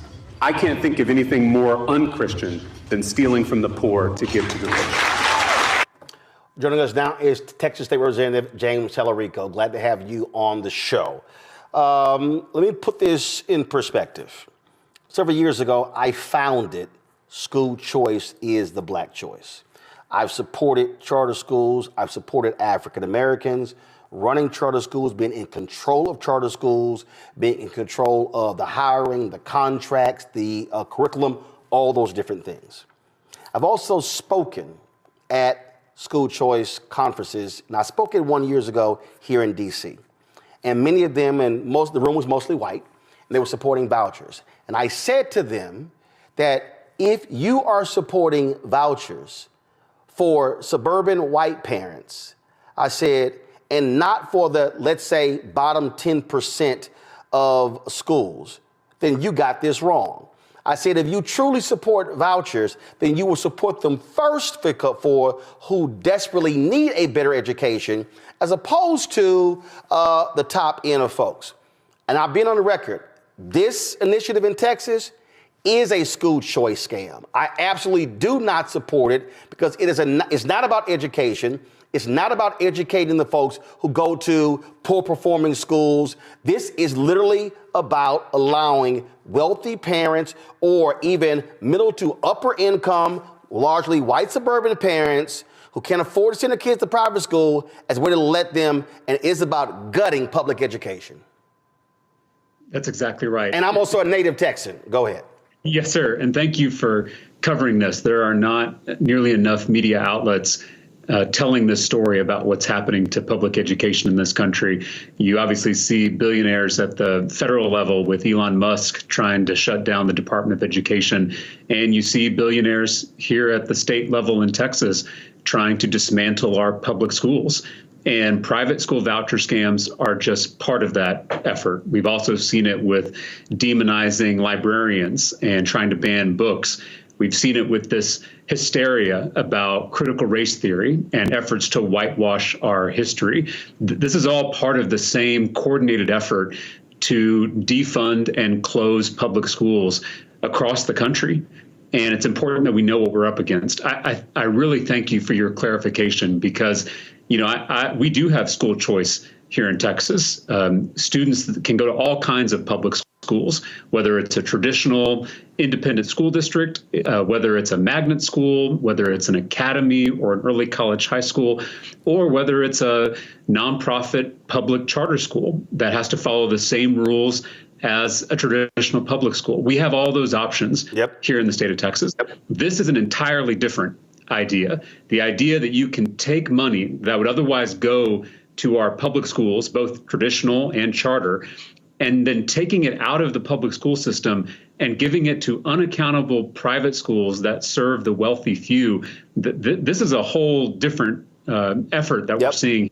And thank you for that clarification, because the words get thrown around and it can get kind of confusing what we're talking about. And see, here's the game that they're also playing. And again, I spent 2 or 3 years studying this entire school choice movement. My man, Dr. Howard Fuller, former superintendent in Milwaukee, he calls it parental choice. And I spent 2 or 3 years studying it before I decided to go public with the position that I took. And it's all kind of different phrases that you're right, that are thrown around.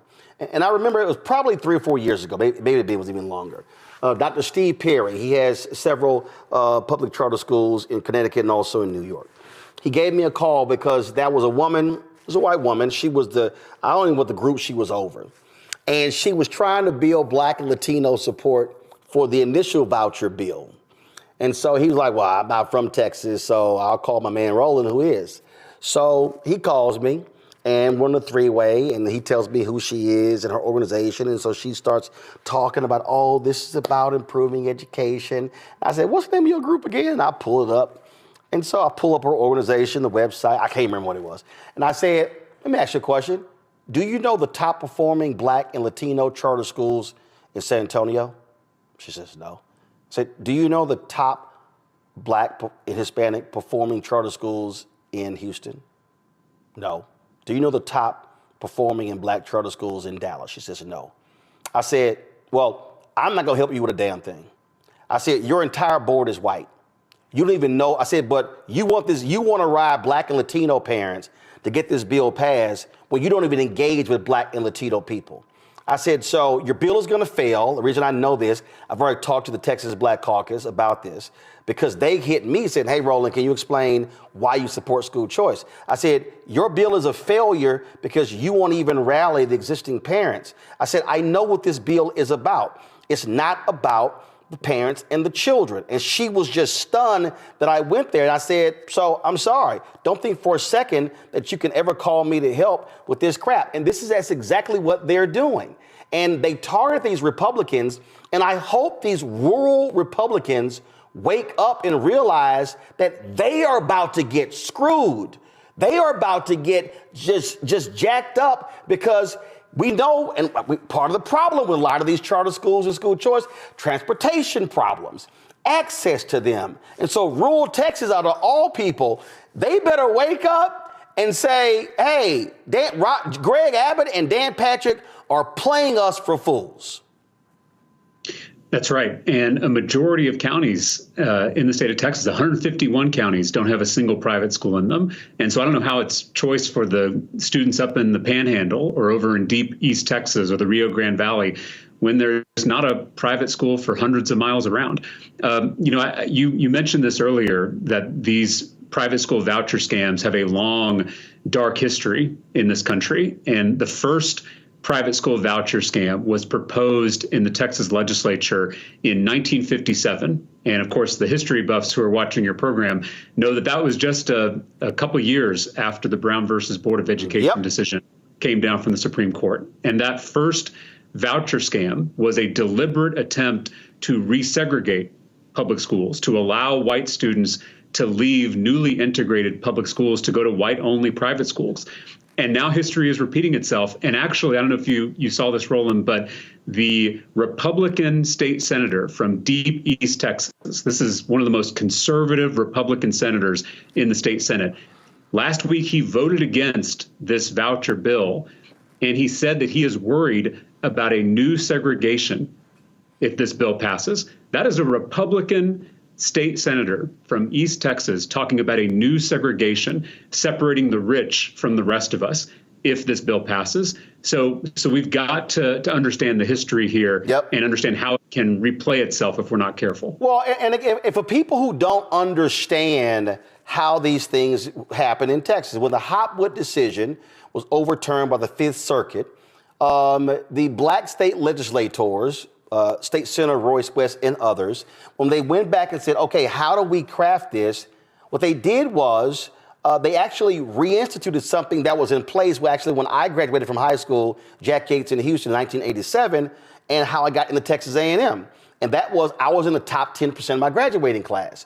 So the reason that got passed, the top 10%, meaning any student in Texas, any public school who was in the top 10% of their graduating class was automatically admitted to every state university.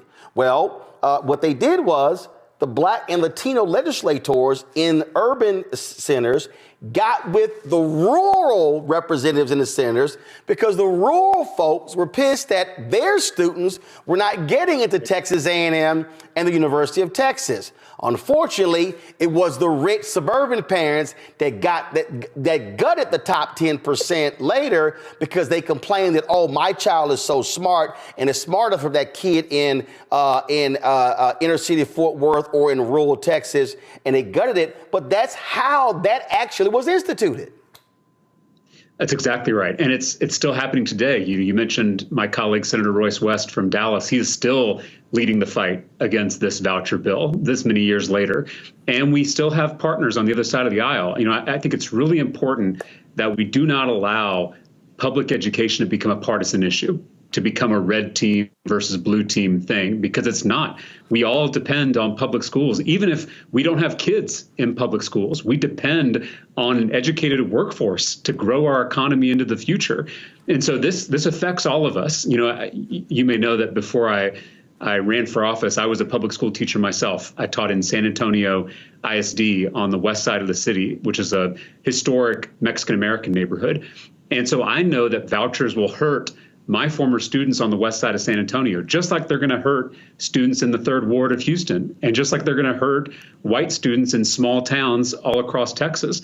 So we're all in this boat together now, and we've got to create a coalition that is bigger than party, bigger than race, bigger than culture, to save public schools, because this project of educating every child, regardless of how much money their parents make, regardless of what zip code they're born into, it is a revolutionary project that we're a part of, and it's very fragile, and it can disappear if we're not careful. So for people who also have not been following what's happening in Texas, there was a very right-wing MAGA conservative that they wanted to be the Speaker of the House.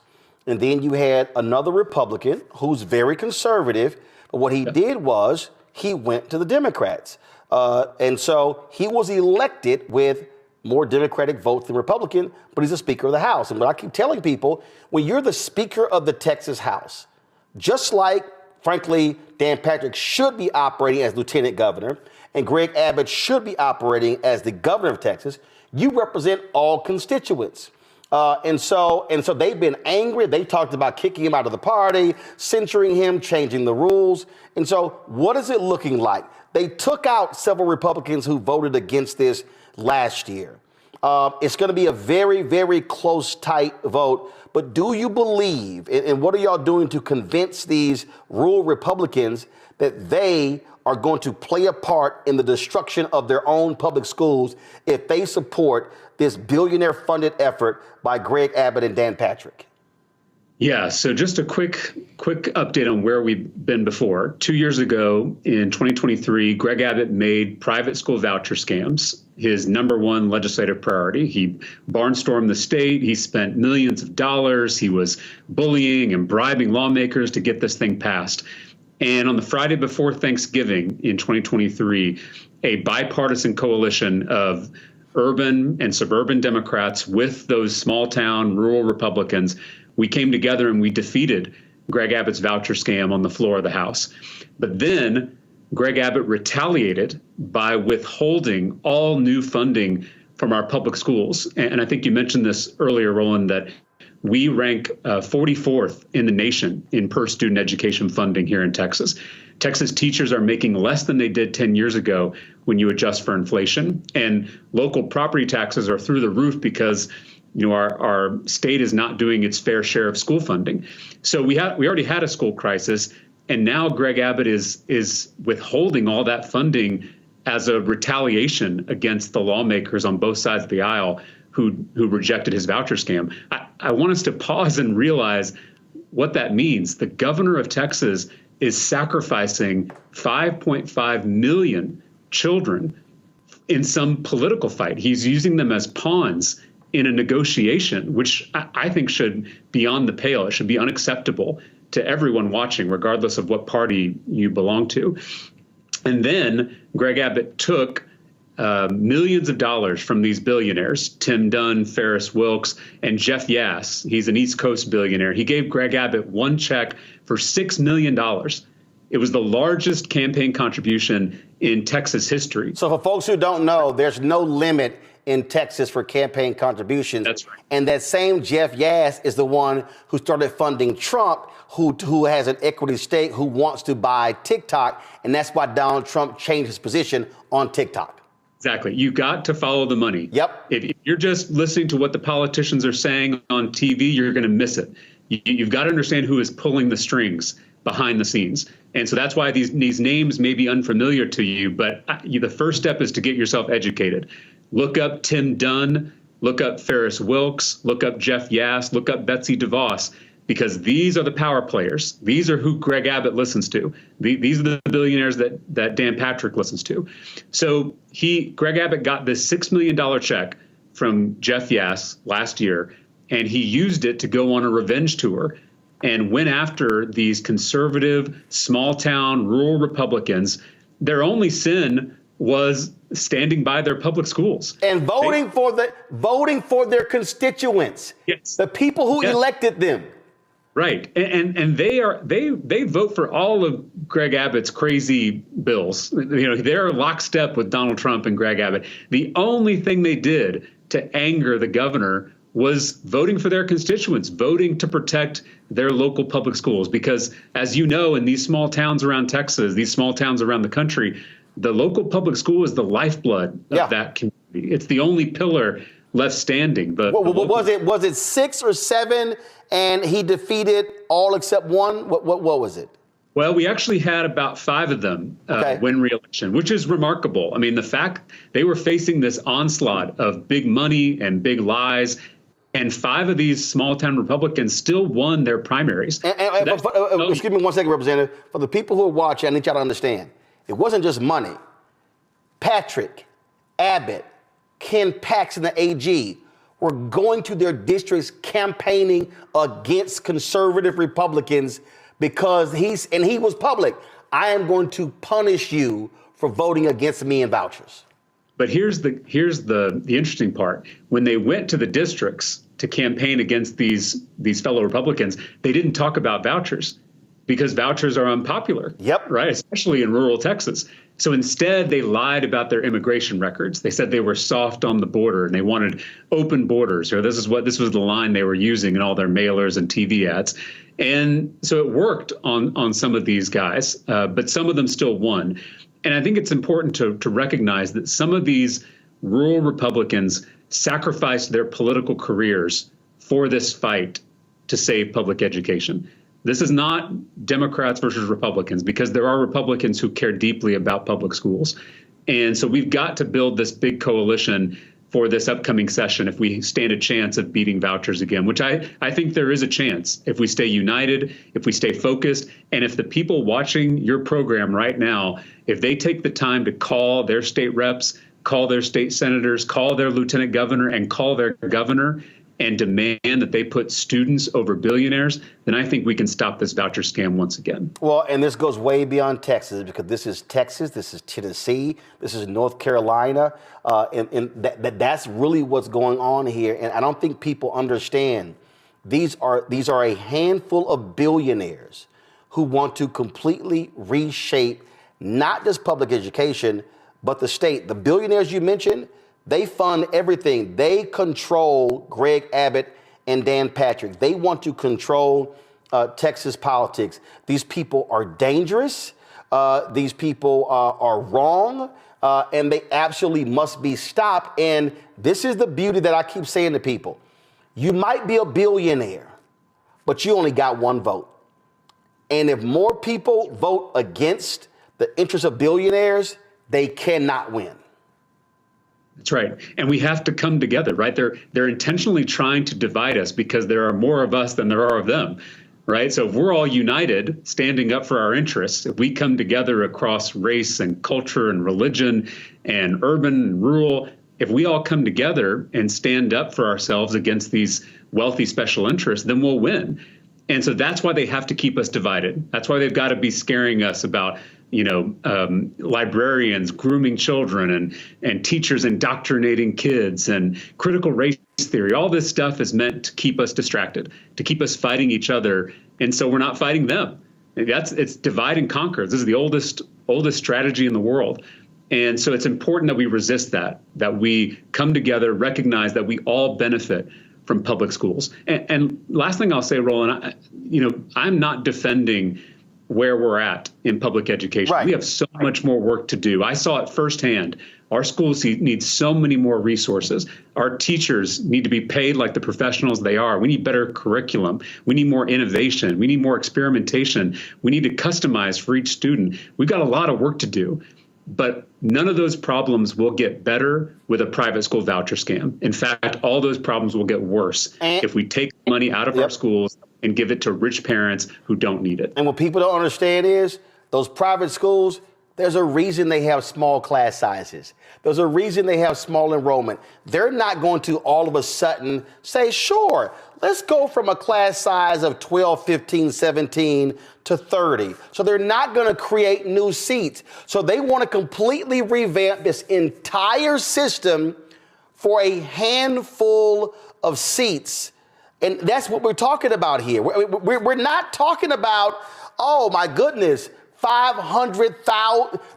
You don't hear the private schools saying, yeah, we're going to create 500,000 new seats at our schools to bring in these students. They're not doing that. No, it'd be physically impossible. There aren't enough private schools, and there certainly aren't enough open seats in those private schools to accommodate anywhere close to the number of students. We have 5.5 million public school students in the state of Texas. There are maybe 100,000, probably less, open seats in private schools in Texas. So the whole thing is a scam, right? It sounds good at first when you hear the slogans, but then you read the fine print. Then you read the terms and conditions and you realize it's a ripoff. That's exactly what this is. And so we can't fall for the slogans we're hearing. We got to come together and improve our public school system and build in more choice in our public school system, more options, more variety. We could do all of that. But this voucher scam is going to cost $4 billion in the next biennium if it passes. That's $4 billion that are not going to strengthen and improve our public schools. That's $5 billion in the out years, 10 billion in the next decade, all going to wealthy parents who don't need this help. And the people want to laugh. Henry, go to my iPad. This is the Texas Private School Association. He says that on their website, there are only 900 accredited private schools in Texas that serve 290,000 students. You just said there are more than 5 million kids in Texas public schools. Math doesn't add up. And your viewers should know that not only are those 290,000 students now going to be taking out of our public school budget, but there's also about 750,000 homeschool students who will be eligible to take money out of the public education budget. So that's over 1 million new kids, either in homeschool or private school, who are now going to be taking dollars, tax dollars, out of that small pot that we have for our public schools in Texas. So it's madness. It's crazy town. I really don't understand how anyone could support this bill. Well, whatever I can do to assist, we have the ability to, and we've done it numerous times, take our show on the road. We can broadcast anywhere around the country. So please let me know how we can help. This would be destructive to my home state of Texas, my home city of Houston. Nearly all of my family still lives there. My homestead is still there in the Dallas area. So you're right. When I had to write that property tax bill out, my parents live in my home, but I write that property tax bill out. So I know exactly what you're talking about, how that bill has jumped in a huge way over the last 5 to 10 years. So totally get it. Vouchers will make that worse. Vouchers will raise your property taxes because if the state is not doing its fair share, all the pressure to fund our schools falls on our local taxpayers. So if you think your property taxes are high, if you think your rent is high because you pay property taxes indirectly through your rent, it's only going to get worse if they start diverting tax dollars into these unaccountable private schools. Indeed. Well, my producer, Carol, is going to be sure to give you my number. So however I can help, let me know. Sir, thank you for covering this. Not enough people are talking about this. I appreciate it. Thank you so very much. Let's go to my panel here. This is the thing that we need to understand what's going on. And this threat is real. This threat is real. Tommy, literally, there are billionaires in America. They are trying, through MAGA, they are absolutely trying to control everything on the federal level. They are trying to control the state governments of North Carolina, Florida, Arkansas, Arizona, Texas, on and on and on. And people are getting played because they are creating these groups, trying to make it seem like it's grassroots support. No, this is a handful of hardcore right-wing theocracy, whatever you want, Christian fundamentalist billionaires who want to control the nation. Yeah, it is. It's frightening, and what the representative was saying there. About the way that, I mean, they're getting ready to shut down or go after the Department of Education, and they're looting it is basically what they're doing, and the thing that struck me about their bill is they also have a thing in there where it's like $2,000 for families per child who are homeschooling. A lot of people are going to go, I'll take that, and then to help with the public school system. But this is the thing, everybody keeps saying, well, this is what people voted for, and it's really hard to argue because literally Elon Musk was out there giving away $1 million a day to get Trump elected. How can anybody act surprised by this? And so, yeah, I'm really at a loss. It's frustrating. I'm really at a loss for what we could do besides wait for the midterms. But this is the thing. Every day that this goes by, what are we in? We're in week 3 right now. Week 3. And look what's happened. So, I mean, I don't know, man. It's crazy. And I feel like even if people get around to wising up and getting off their asses and doing something about it, it's going to be too late. I mean, they got a 6-3 majority on the Supreme Court now, and we're in week 3. And what's going to happen when Trump replaces 2 more justices this term? I feel like the opportunity, we're just going to be fighting this rear guard action forever. It's scary. Julian, we talk about specifically there in Texas. Let me tell you how shameful Dan Patrick was. Dan Patrick tried, and they actually changed their approach because they realized how stupid he was. He tried to initially sell this voucher scam as a tax savings. So here's what they did, Julian. They said, of the money allocated per child, what we're going to do is we're going to give the parent 60% of that. And we're going to keep, for the state, 40%. So, hey, Texans, this is a tax savings. And then the idiots realize, well, the math don't work because we're taking 40% of the money, so that's going to be less money to the parent. Then they actually change it. That's how stupid these people are.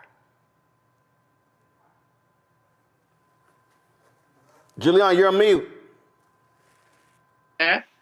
Now you're off. Go. I don't understand how these people go along with this stuff. In my mind, as I look at this, a long-term plan is for these oligarchs to have a labor force that is so uneducated that they can basically get over on them any kind of way. Boom. Dumb down the education system. And then dismantle unions, close libraries, eliminate DEI. They got all these people who know nothing. And know nothings are the people who can be easily led to do some of everything. Then they've got Project 2025 that's about the value of work. What they really is, we don't want a social support system for those who can't apply. So you'll end up with this large reserve army of dumb, poor people, and I don't mean to call them dumb, but uneducated people who can be led anywhere. This is the plan, is to basically have a population that is so satiated with nonsense, make America great again, that they will take anything in order to, quote, make America great again. And we see it happening. We see it happening time and again. And, I hate to go look at Hitler, but, that's where some of his stuff started, looking at curriculum, looking at indoctrinating. And what is MAGA more than indoctrination? It's very, very frustrating. And as the young man who you just had on said, the state senator, you're taking the money, and Tommy, I love your language, I'm going to steal it, looting the school system. That's what they're looting. And they're doing it legally because we've allowed it, because so many people, again, have been so infatuated by that man, so infatuated with his bravado that they're not looking at what it means to them. When you look at these things, what does this mean to you? Do you have kids, grandkids? Do you care that, and if this continues to be unchecked, we're really looking at creating this mass of people who can't think and will only be led by the ignorant. And right there, Omakongo's right. They want dumb people. And they're literally fooling these MAGA idiots. They're fooling them. And I'm like, y'all going along with it? And then you have the people who know Donald Trump is full of crap, who are like, well, I'm voting for the policies. And so they don't care about the less fortunate. They don't care about education. They don't care about any of these things. All they care about is them, their pocketbooks, their interests. And as you heard the state rep, they want to completely upend the entire system for a small percentage of rich and upper middle class people for a handful of private school seats. Absolutely. I mean, Trump said during his first campaign, remember, I love the poorly educated.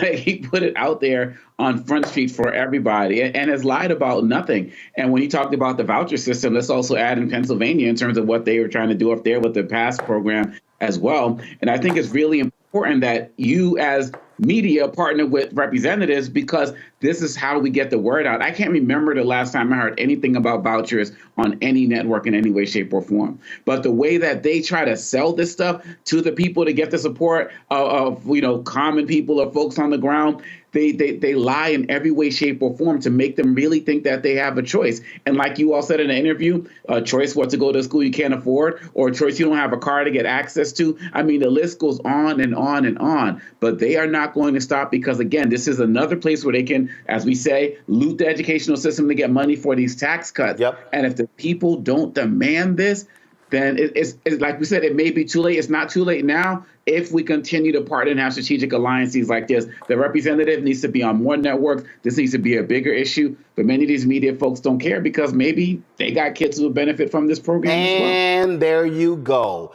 And I've said this before, the big problem is when you start talking about issues like this, the TV anchors that you see, their kids are in private school. They're the ones who are making $2, $3, $4, $5 million. And I literally had somebody ask me, Roland, you're sitting here supporting, charter schools and what are you doing? I'm like, fool, what are you talking about? Went to public school my entire life.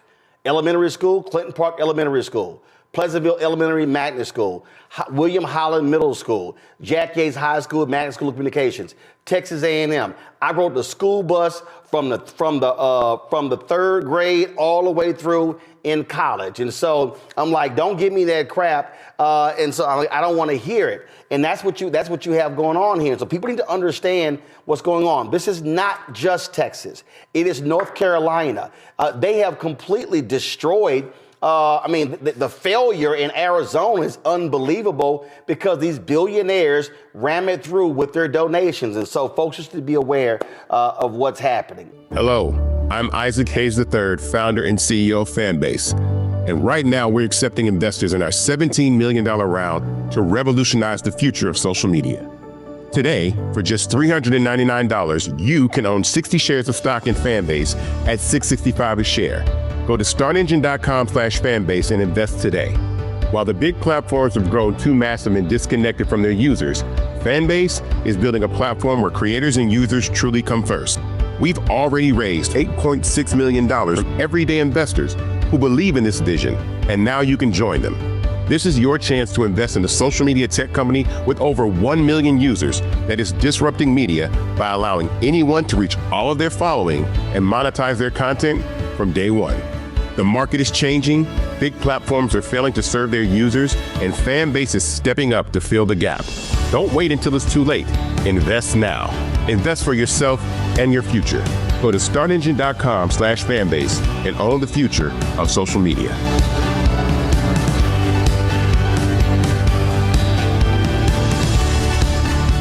There are a lot of people who, frankly, look, they don't consume information like we do. They don't talk to folks. They're not following this stuff. It's a lot of people like that. It's a lot of people who were like that growing up in Clinton Park in that community in Houston. Mm-hmm. It's a lot of those people. A lot of those people. And I say this all the time, okay? And this is the thing that because it goes to what Chris Toller was talking about. It goes to what Greg is talking about. What I need black folks watching to understand, and I need the black folks who are watching I need you to share this and spread this to folk who are from the age of 12 all the way up to the age of 40. I'm being specific for a reason. Let me say it again. I need everybody you got to spread this from 12 up to the age of 40. Here's why, Noah. And we don't want to think about this. This is February. My dad is 78 in April. My mom is 78 in November. Amen. My wife turns 60 today. Happy birthday. I'm 56. Happy birthday. So here's what I need people to understand. My parents' generation, they are tired. Mm-hmm. They are retiring.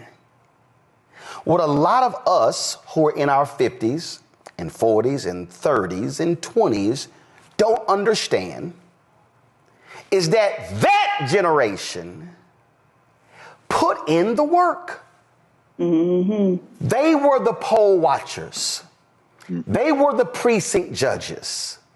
They were the NAACP chapter presidents. They were the ones who showed up with picket signs. They were the ones who worked phone banks. They were the ones who put signs up in yards. They were the ones who started neighborhood clubs, civic clubs. They were the ones who went down to the city council meeting and the county commissioners meeting, who went to the state legislature, who would come to nation's capital calling on the elected representatives to do what was right. They were the ones who went to the committee meetings. They were the ones who were doing the work. These are the people who we don't know, who were not in the newspaper, who were not on television, who were not on radio, who was doing that groundwork. They were the ones who were going door to door in neighborhoods. They were the ones who were raising money for sickle cell anemia when there was a national telethon in the 70s and the 80s. They were the ones who were putting in all the work. They were the ones who were holding up the black community in the wake of the death of Dr. King in the 70s and the 80s and the 90s and the 2000s. And what we are seeing is the generation after them and the generation after them and the generation after them are not doing their part to hold up the black community, because you know what? A lot of us are 26 and 28 and 32 and 40 and 45, and we're saying today, I'm fucking tired. I'm tired. But you're not tired of going to brunch on Sunday. Uh-oh, come on now. You're not tired of taking multiple vacations a year. That's right. You're not tired of taking from the Bank of Black Justice and constantly making withdrawals from people who were constantly making deposits. And now we sit in 2025 and you sit your simple Simon asses going, I don't know what's going on. I'm frustrated. I don't get it, because all you've done is take and take and take and take. You made no deposits. You made no investments. And now you are wondering why the bank account is so low of the Black Justice Fund. Because your ass didn't make no deposits. And deposits are not made with your money. Deposits are made with your time and with your talent and with your presence, because it's real easy to be present, but you need to have some presence. Ooh, okay, I got to follow that. All right, so this, to my mind, is this is about values, right? You know, I was the guest speaker this week.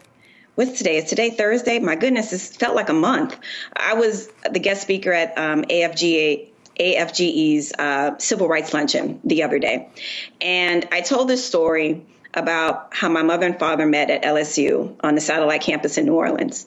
And one of the things that drew my mama to my daddy was the fact that he had this Black Panther mystique. Like, he would wear all black. You know, he had come back from Vietnam and he just had this swag, right? And so I grew up in a very civil rights, SNCC, student movement environment, right? I grew up in an all-black city. I went to private school, but it was a Black private school, and it was off the hook. You know, like our teachers were no joke. You know, Black history was all day, every day. So in terms of, you know, I agree with you about, I'm going to use the word apathy again, in terms of what we're seeing from generations that get younger and younger. But also, you got to wonder what was happening in the homes, too. It makes me remember this conversation with Obama about this post-racial America. And I remember being one of those people on the other side saying there is no such thing. And as I still sit here, still, you know, having the kind of prophetic eye to be able to see beyond the veneer, at that time, people didn't want to hear that. So we are having the people that, yes, all they want to think about is going to brunch with the grass on the walls. I wish we lived in a country where all we could think about is going to brunch with the grass on the walls. But that is not the reality of the country in which we live in. So, you know, when I engage with young people, even when I ask my own students, how you feeling, how you doing with everything that's going on? We're right in the middle of things. We're in DC. They don't want to think about it. They don't want to engage in the messy politics. They just kind of want to do their work, put their head down and hope that things will work out. Right. And I think that's kind of like the overall feeling with a certain age group is to put your head down and think and hope that things will work out. Because to your point, Roland, they have always worked out since they've been on the planet because of the people that came before them, the sweat equity that came before them, the people that were put in jail before them, the people like my father. He had to fight for years to get an honorable discharge from the Air Force because he got into it with a very, very racist commanding officer in the Air Force. And so it's these very real things. My grandfather having to escape rural Louisiana because him and his twin was about to get hanged. People aren't coming from those narratives any longer, and they just want to go to brunch with the grass on the walls. And I'm not going to sit here in front and be like, I don't like doing the same thing. You know what I'm saying? Like, I wish we lived in the country where that's all we could focus on. I just want people to be engaged and understand what's at stake. And because I do spend a lot of time with young folks, that exhaustion, they're thinking about all the things that they had to go through with school shootings and all these things. And the last thing that I want to do is play oppression, Olympics about the things that I had to go through as a 40-something or the things that parents and grandparents had to go through.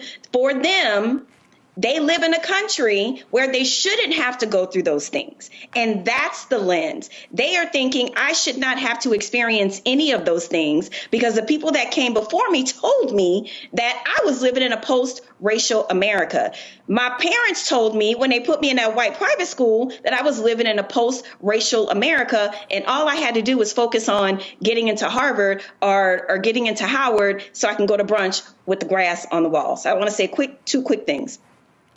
I am really worried about this Trump over America moment that we are living in.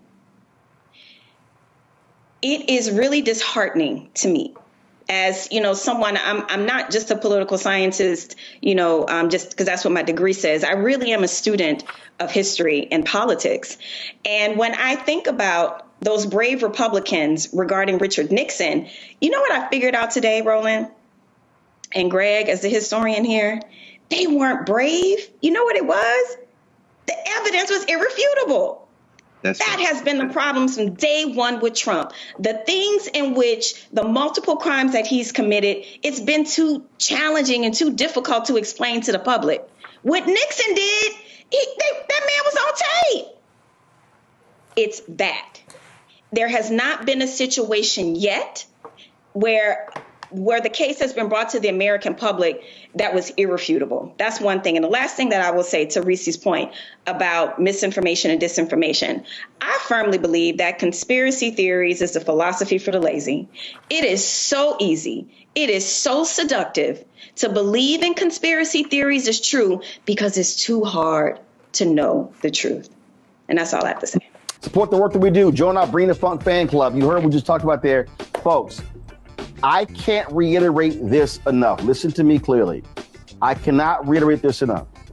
When you've got technology companies running scared, when you've got legacy media not doing their job, when you've got black-owned media that is disintegrated, now is more than ever for us to have independent media that cares about the truth, that is willing to say what needs to be said. So when you support Roland Martin Unfiltered, this show, when you support the Black Star Network, you're not just supporting me, you're supporting the other shows. Our goal is to add 2 more shows this year. We want additional shows. We want more weekly and daily shows because we want to be able to speak truth to power. We want to be able to say what is necessary where other people are scared. And when you are scared, when you're looking over your shoulder, oh my God, that advertising contract is not going to come in. Well, guess what? A lot of these major ad agencies, they're not even supporting us anyway. In 6 years of doing this show, Group M hasn't done a damn thing with us. Publicis hasn't done anything with us. You've got Horizon, you've got all of these folks, they haven't done jack. And so we are calling it like we see it. and we're speaking truth. And unlike some of these other so-called progressives and people who believe in truth, I'm not running around trying to kiss MAGA ass and kiss Trump's ass. I won't be going to Mar-a-Lago, not for a damn thing. And so this is about us being able to speak truth. So when you support this show and this network with your resources, that is exactly what is happening, because we are trying to build something that is bigger and broader, and actually it has the courage to say what needs to be said, even when it makes other folk uncomfortable. If you want to contribute giving Cash App, use the Stripe QR code. This is it right here. And if you are listening, simply go to blackstarnetwork.com to check it out. Also, if you want to see your check and money order, some of y'all old school, we understand that. See your check and money order to P.O. Box 57196, Washington, D.C., 2003 7-0196. PayPal, R. Martin Unfiltered. Venmo is RM Unfiltered. Zelle, Roland at RolandSMartin.com, Roland at RolandMartinUnfiltered.com. And again, folks, we've got some 4 million social media followers. If only 20,000 of our fans contribute at least $50 each, which comes out to $4.19 a month, 13 cents a day, that's $1 million. It allows us to be able to continue to build, to add these shows and do the work that's required. So your support is needed. So please join our Bring the Funk fan club today. If you've not already joined, if you have given to us in the past, please renew your commitment, because it's important that we support Black-owned media, because Black-owned media matters.